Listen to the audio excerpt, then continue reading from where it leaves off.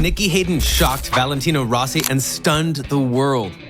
One MotoGP World Championship, 28 podium finishes, and a legacy that still echoes through the paddock. These are not just courier highlights. They are the mark of a true underdog who defied all odds. But how did a Kentucky kid go from dirt tracks to deep throwing the king of MotoGP today? We are rewinding to the time when the young racer changed the course of everything. Born in July 1981, Hayden grew up in a family that quite literally lived on motorcycles. Unlike most MotoGP champions who hail from Europe and train on tarmac from a young age, Hayden grew up racing on dirt tracks. Under the care of his father, Earl Hayden, who was a former racing legend, he was literally riding motorcycles when he was just 3. We're not even joking. Hayden was racing factory Honda RC45 Superbikes while he was still in high school. Right after winning his first Supersport championship on board a private Honda for the first time in 1999, he had his first full season as an AMA Superbike racer within 2 years. At the age of just 21 years old, Hayden became the youngest AMA Superbike champion in history.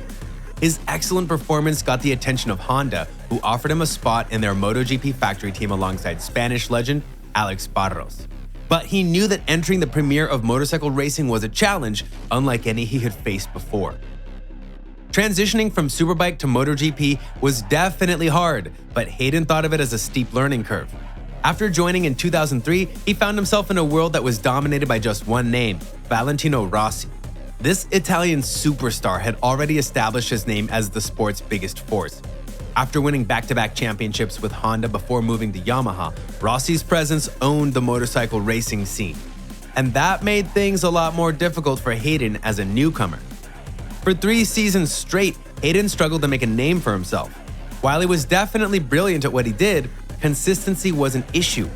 In 2005, he secured his first MotoGP win at Laguna Seca, but beyond that, his results were always overshadowed by Rossi's talent.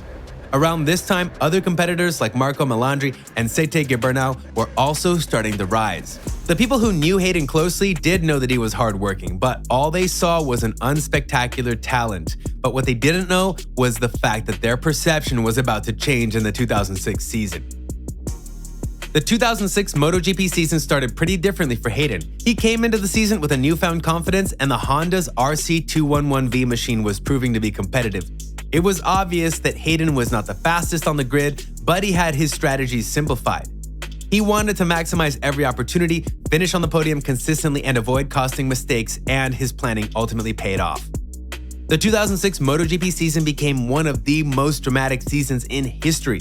For the first time in years, Rossi was not invincible. While other contenders like Rossi and Rosa suffered from crashes and mechanical issues, Hayden steadily collected points for a change. And then, in the middle of the season, he found himself in the championship lead.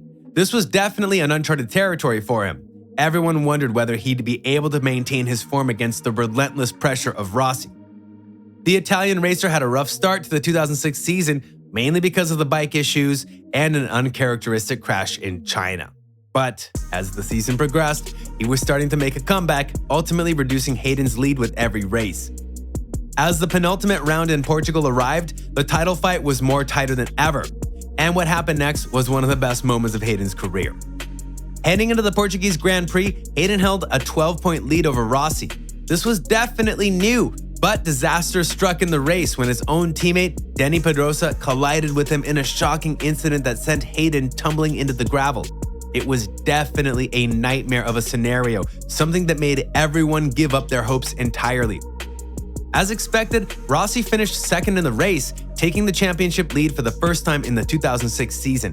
Hayden was visibly devastated. His dream, which had finally seemed so close, had just slipped away from his hands. It was very unexpected for him, and he himself said that although he didn't expect Dani to pull over and let him by, he definitely didn't expect him to do what he did either. At that point, the odds were stacked against him. All Rossi needed was just a top 8 finish to secure his 7th MotoGP title. If you don't think that racing is unpredictable, this is going to prove you wrong. As the Valencian community round began, Rossi needed to finish in second place or higher to win the title. The Italian racer had already taken his second consecutive pole position, with Hayden starting on the second row in 5th place. On race day, Rossi got a poor start that dropped him back to 7th place on the opening lap. Under immense pressure, Rossi made a rare mistake and crashed early in the race, ultimately finding himself at the back of the grid. Meanwhile, Hayden moved up from the 6th to 2nd on lap 3 of 30. He knew that he didn't need to win the race, all he needed was to finish ahead of Rossi, and that is exactly what he did. While Rossi finished 13th, Hayden crossed the line in 3rd place behind the Ducatis of Bayliss and Capirossi. Collecting 252 points, Nick Hayden won the 2006 title by 5 points.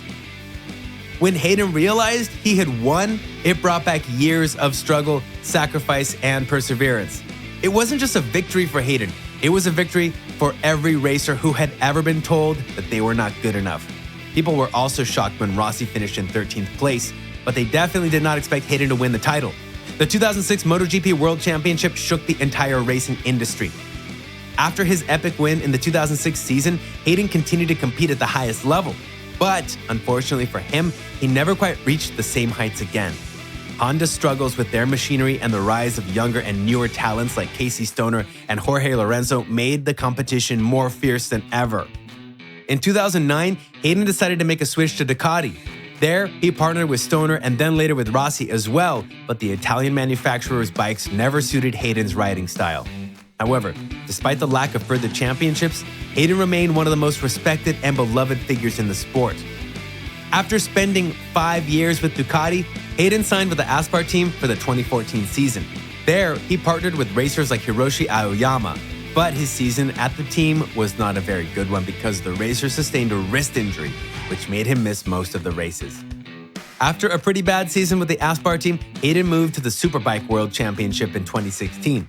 And needless to say, he inspired many riders with his humility and relentless work ethic. But then tragedy struck the following year. Hayden remained at Honda for the 2017 season and partnered with Stephen Bradle. But on May 17, 2017, the motorsport world was shaken by the devastating news of Hayden's accident. While cycling in Italy, he was hit by a car and suffered severe head injuries. Despite the efforts of medical professionals, he passed away 5 days later at the age of 35. His final race was the second race of the Motul Italian round that was held 3 days prior to the accident. At the time of his death, he was in 13th place overall in the championship. His passing left a void in the racing community. In fact, they even renamed the AMA Horizon Award to Nicky Hayden AMA Horizon Award to Outstanding Amateur Rides in Dirt Track, Motocross, and Road Racing. Many spoke about not just his racing talent, but also the kind of person he was. Humble, kind-hearted, and always willing to help others. Not the fastest, not the most popular, and yet one of the greatest racers of all time. This is not just a catchphrase. This is the identity of this legendary motorcycle racer. Don't you think? Let us know your thoughts in the comments below, and make sure to subscribe to our channel. See you in the next videos.